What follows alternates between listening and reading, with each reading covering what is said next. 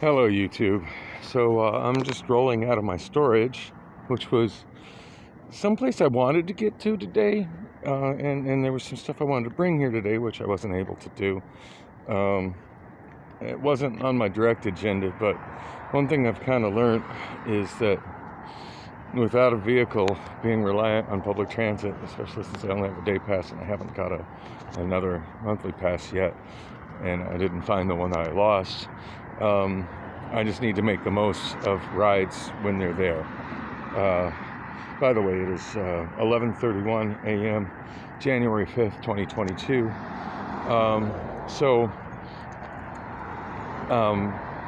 Yeah, I just did that whopping $7 deposit to get my Wells Fargo account out of the red, and so mission accomplished there. Apparently, it doesn't look like I've been charged any overdraft fees, so that's a huge weight off my shoulder. As I explained in one of my videos last night, being one of my biggest fears is being unbankable. I mean, I'm sure my FICO is already dropping, but at this point, I still have bank accounts, I still have credit cards, and I'm still keeping current, barely. So I'm oh, some kind of shit going down there. Wow. So that's 3424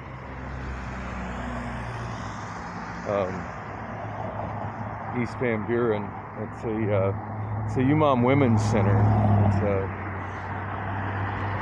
I guess at this point it's just a women's shelter and like rehab as well. At one point in time, it used to be a family shelter as well, but I think at this point they've since UMom has purchased the hotel here. Actually, it was two different hotels. The building is on my left. I'm walking by right now with the white bars on the window. I believe that used to be an Econo Lodge, and then the other, well, they've added spikes to the wall. And then the next building over that I'm in the frame right now, where they have the cafe and everything, that, as memory serves, that used to be a different hotel. In fact, if memory serves, that used to be, I think it was called Spinners. It used to actually be a pretty nice hotel, which seems kind of hard to imagine because this area is just such downtrodden hood at this point. But once upon a time, Van Buren Street that I'm walking on used to be US 60. And before all the interstate freeways were built, this was the highway through Phoenix. So this was the road that had all the hotels on it, and many of them were nice hotels, and some of them survived longer than others.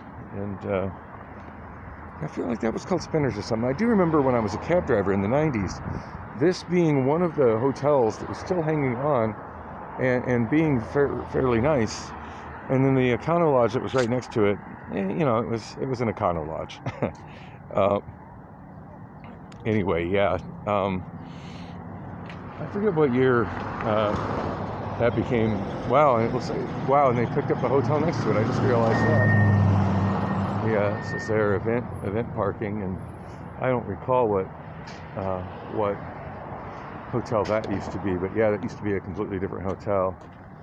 So I guess it's cool. That means more space. And I've been meaning to say I want to get some of this on video. So UMom New Day Center, and they've got tiles showing some of the sponsors, people that help support. Because it's charity driven, and it's a good program. It's a good shelter. I do kind of have a chip on my shoulder with these people though, because once upon a time, they basically, after I went through their whole application process and stuff, they they turned me and Allison away when I was homeless, I want to say about 17 years ago, 16, 17 years ago. And I just recently got joint custody of Allison back, and I had her living with me 3 days a week, which was quite an accomplishment for a mentally ill homeless guy. But I had a custody evaluation that showed that she had a very strong bond with me, and that I had been her primary parent up until the point where my ex-wife took her away from me. And the evaluation, it very specifically said that she needed to have substantial time with her father as soon as possible, continuing, and that they were worried that if she didn't, that it would cause her, I think the words were, irreparable emotional harm. So that was the main reason I got that custody order, in spite of my bad situation. And so I was trying really hard, to get I did have a lot of friends in that time period that always had a couch for me, and sometimes even a bed for me, especially, when Allison was staying the night.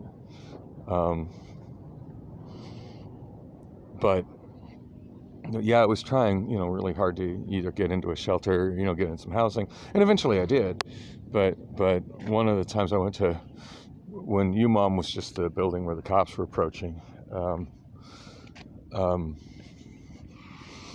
when UMom was just that building, it was, there used to be a building right here. I forget what it was though. Yeah, if memory serves, there used to be a Denny's right around here. When I was a cab driver in the 90s, I think this lot had a Denny's. In fact, I remember I used to regularly drive a very attractive waitress here and call me on my cell phone for rides. Anyway, sorry, so many memories when I see stuff, and other times I have trouble remembering what I'm talking about from moment to moment. Anyway, so the UMom shelter used to just be the building where I was, on the other side of the road where the cops are. And oh look, there's a dilapidated payphone. It's like a hollow shell. There's some more affordable housing. So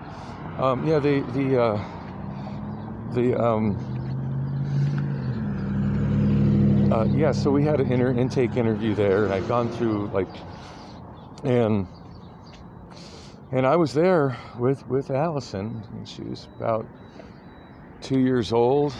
She's barely 2 years old. I think she was still in diapers, and I was trying to potty train her at that time. But at terrible twos, it's not the easiest time, in the best of situations, and I was far from being in the best of situations. Anyway,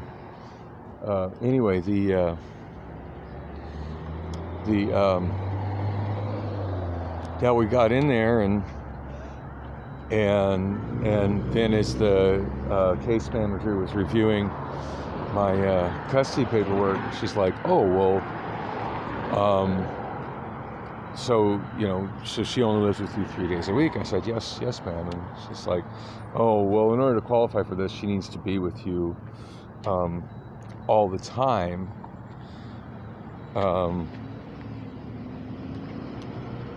And I'm like, "Well, her mother still has rights. She still needs her mother in her life." And she's like, "Yeah, well, then," I said, and we really, and we really need help. And she told me, I forget exactly what she said, but it was something along the lines of, "Well, then why don't you give her to her mom and go into a men's shelter?" And I just felt so insulted, and I was just like, because I just spent the last year of my life fighting for custody of her, and she needs her father. Do you tell the women that come in here with kids that, or that they should give their children to their father, or just save that line for the dads? And she just looked at me like I'd punched her in the face when I said that. I do remember I said something along the lines of, do you tell women that come in this situation that, or is that just something that you say to the dads?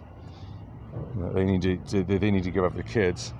And she just looked at me and didn't even answer the question. Just looked at me like she couldn't believe I had the audacity to say that. But I couldn't believe she had the audacity to tell me to give my daughter to her mom after going through what I had gone through to get her, and to be back in her life, and to be an active dad with her. By the way, I just got done chatting with her. Allison and I feel have, in spite of how bad things are for me right now, I think we still have a pretty damn good relationship. But yeah, she, I was just like, it's like, come on, baby, we gotta go. And she managed to stay all smiles because she was just happy to be with Daddy. But I grabbed her hand and grabbed the diaper bag and walked out of there. Probably got on the Route 3 bus. Anyway, I'm going in there to Circle K. I'm getting hunger pains in a really, really big way. I was trying to explain how I ended up at U-Store and why I needed to go to U-Store as opposed to the other places I was trying to get to, but I'll explain that next video. I need to get some food in my belly because it hurts.